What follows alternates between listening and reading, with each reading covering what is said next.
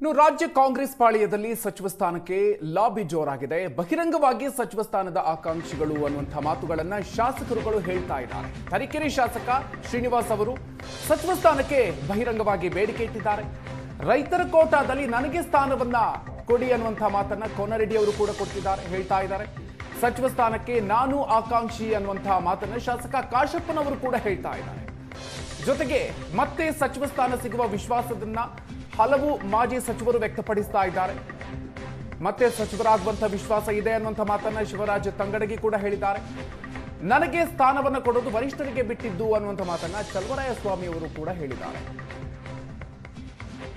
ಇರಬಹುದು, ನಾವು 100% ಆಕಾಂಕ್ಷಿ ಇರಬಹುದು. ನಾವು ಚಿಕ್ಕಮಗಳೂರು ಜಿಲ್ಲೆಯಲ್ಲಿ ಯಾರಿಗೂ ಕೊಟ್ಟಿಲ್ಲ, ನಮಗೆ 28 ವರ್ಷದಿಂದ ಕೊಟ್ಟಿಲ್ಲ, ಕೊಡಿ ಅಂತ ಕೂಡ ಹೇಳ್ತಾ ಇದ್ದಾರೆ.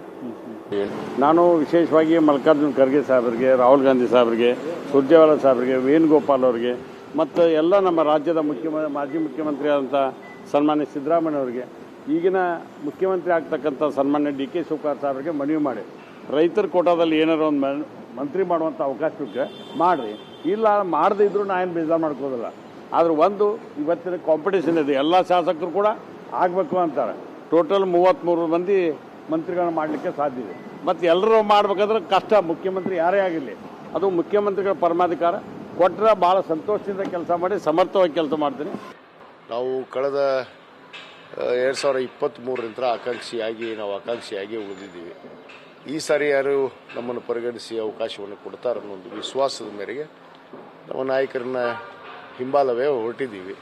ನೋಡೋಣ, ಇವತ್ತು ನಮ್ಮ ವರಿಷ್ಠರು ಕೂಡ ಭೇಟಿಯಾಗುವಂಥ ಒಂದು ಅವರಲ್ಲಿ ಅಪಾಯಿಂಟ್ಮೆಂಟ್ ಕೂಡ ಕೇಳಿದ್ದೀವಿ. ನಮ್ಮ ರಣದೀಪ್ ಸಿಂಗ್ ಸುರ್ಜೇವಾಲಾ ಅವ್ರ ಹತ್ರ ಮತ್ತು ಕೆ ಸಿ ವೇಣುಗೋಪಾಲ್ ಅವ್ರ ಹತ್ರ ಅವರು ಭೇಟಿಯಾಗಿ ಅವರಿಗೆ ನಾವು ವಿನಂತಿಯನ್ನು ಮಾಡ್ಕೊಳ್ತೀವಿ. ನಾನು ಆಸೆಯನ್ನು ಇಟ್ಕೊಂಡು ಬಂದಿದ್ದೀನಿ. ನನಗೆ ಮತ್ತೊಮ್ಮೆ ಅವಕಾಶ ಕೊಡ್ತಾನನ್ನೋ ಭರವಸೆಯಿಂದ ಇದ್ದೀನಿ. ನನಗೆ ಕೇಳ್ತಾ ಇದ್ದೀನಿ, ಪಕ್ಷ ಏನು ಕೆಲಸ ಮಾಡುತ್ತೆ ಅದನ್ನು ನಾನು ನಿರ್ವಹಿಸ್ತೀನಿ. ಈಗ ನಾನು ಮಂತ್ರಿಯನ್ನು ಕೊಡಬೇಕು ಅಂತ ಕ್ಲೇಮ್ ಮಾಡಿದೆ. ಕೊಟ್ಟರೆ ಕೆಲಸವನ್ನು ಮಾಡೋಣ. ಹೈಕಮಾಂಡ್ ಏನು ಹೇಳುತ್ತೆ ಆ ಕೆಲಸವನ್ನು ಮಾಡ್ತೀವಿ. ನಾವು ಪಕ್ಷದ ಶಿಸ್ತಿನ ಸಿಪಾಯಿಗಳು. ಪಕ್ಷ ಹೇಳಿದಂಥ ಕೆಲಸವನ್ನು ಪಕ್ಷ ಆದೇಶ ಮಾಡಿದ ಕೆಲಸವನ್ನು ಹೈಕಮಾಂಡ್ ಮಾಡಿದಂಥ ಕೆಲಸವನ್ನು ನಾವು ನಿರ್ವಹಿಸ್ತೀವಿ. ಮುಖ್ಯಮಂತ್ರಿಗಳು, ನಮ್ಮ ಮಾಜಿ ಮುಖ್ಯಮಂತ್ರಿಗಳು ಪಕ್ಷ ತೀರ್ಮಾನಕ್ಕೆ ಬಿಟ್ಟಿದ್ದು. ಇಲ್ಲಿವರೆಗೆ ನಾನು 3 ಖಾತೆ ಹ್ಯಾಂಡಲ್ ಮಾಡಿದ್ದೀನಿ.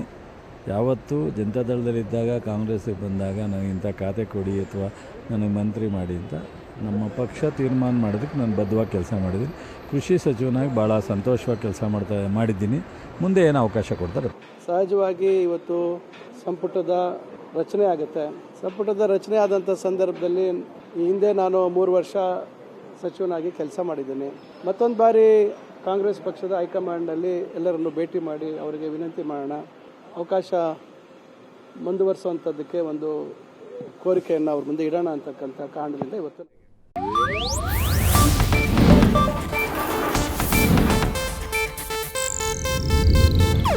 ಇದು ಏಷ್ಯಾನೆಟ್ ನ್ಯೂಸ್ ನೆಟ್ವರ್ಕ್ ಪ್ರಸ್ತುತಿ.